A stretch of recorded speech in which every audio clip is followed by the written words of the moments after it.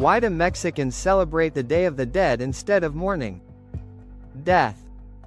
In many cultures, it is something to be feared, mourned, and avoided. But in Mexico, death is not the end, it's a continuation of life in a different form. And once a year, the dead are invited back to visit, not with sadness, but with music, food, and celebration. This is Dia de los Muertos, the Day of the Dead. But why do Mexicans celebrate death instead of mourning it? To understand this, we have to travel back in time, long before Spanish colonization, to the civilizations of the Aztecs, the Maya, and other indigenous peoples of Mesoamerica.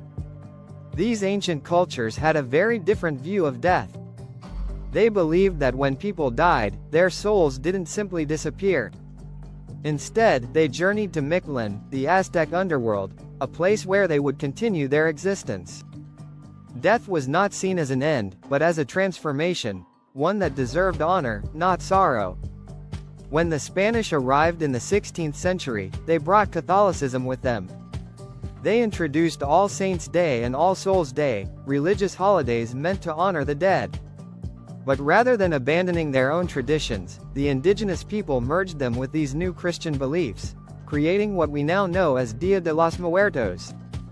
Every year, on November 1st and 2nd, families across Mexico set up ofrendas, altars decorated with marigolds, candles, photos, and the favorite foods of their deceased loved ones.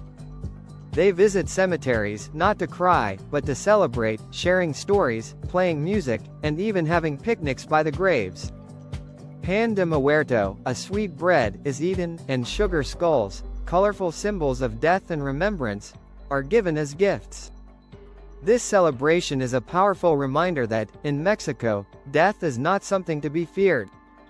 It is embraced as part of life, and the dead are never truly gone as long as they are remembered.